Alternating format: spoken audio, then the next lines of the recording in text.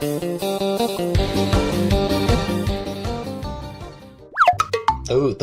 ้อพร้อมแล้วพร้อมอย่างละลุงพร้อมไปเลาะบุญสิไหวอยู่บ่ลุงโอ้ยสบายสุขภาพดีแข็งแรงปังแบบนี้ดีเลยสนะลุงข่อยสิพาเจ้าไปเต้นหน้าห้านไหวบ่ลุงโอ้ยสบายซ้ำเต้นหน้าห้านขึ้นไปเต้นเทิงห้านก็ได้อะจุ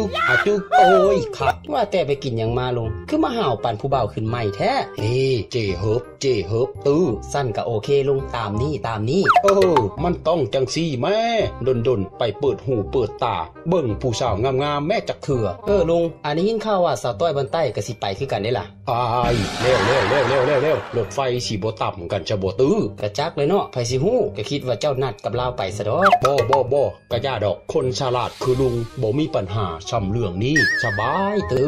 เจ้าฉลาดซำใดลุงเจ้าบ่ฉลาดซำข่อยดอกโอ้ยโตฉลาดแบบใดลองเว้าให้ลุงฟังดูอันว่าฉลาดกว่าน่ะมันฉลาดแนวใดล่ะอันคือแนวนี้ลุงแนวใดล่ะเมื่อก่อนน่ะข่อยเข้าไปซื้อเจเฮิบอยู่ในเมืองพอไปฮอด4แยกไฟแดงเห็นอุบัติเหตุคนหุ่มเต็มด้วยความอยากฮู้อยากเห็นของข่อยก็เลยย่างเข้าไปเบิ่งอันเขาเอิ้นว่าชอดฮู้ชอดเห็นนะบ่นั่นล่ะลุงนั่นล่ะอ่ะว่าต่อเป็นแนวใดต่อคนก็หุ่มเต็มข่อยก็อยากเข้าไปแนวใดก็เข้าไปบ่ได้เพราะว่าคนหลายลุง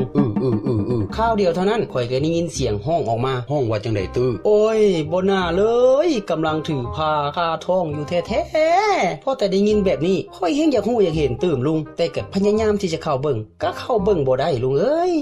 แล้วตัวเฮ็ดแบบใดล่ะแล้วเมื่อมันเป็นแบบนี้สมมุติเป็นเจ้าสิเฮ็ดแบบใดลุงโอ้ยสบายเฮ็ดแบบใดล่ะลุงคันเป็นลุงน่ะโอ้ยลุงก็ปล่อยโดนบินขึ้นเทิงฟ้าแล้วก็นั่งขาไก่ห่างเบิ่งอยู่โทรศัพท์เฉยสบาย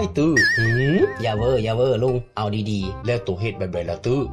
คนฉลาดคือข่อยสิไปยอมแพ้เรื่องสำนี้แล้วเฮ็ดแบบใดล่ะโอ้ยข่อยก็ยกมือขึ้นพร้อมห้องออกไปว่าขอโทษเด้อคนที่ตายน่ะเป็นเมียกับลูกข่อยขอทางเขาแน่แบบนั้นเลยติข้าใจก็บ่ได้เข้าไปเลยลุงแล้วเป็นจังไดล่ะต่อไปเพียงแต่ข่อยเว้าสุดประโยคปึ๊บเอาปึ๊บคนที่หุ่มเต็มนั่นก็เปิดทางให้ข่อยเข้าไปแบบสบายเลยลุงป่าโธ่ตกคือมาฉลาดแท้ชมพ่อจังว่าฉลาดใหญ่เนาะเนาะ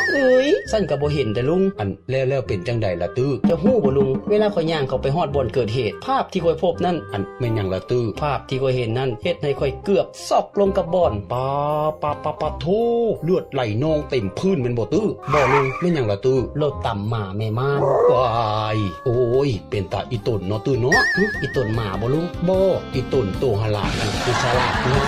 ย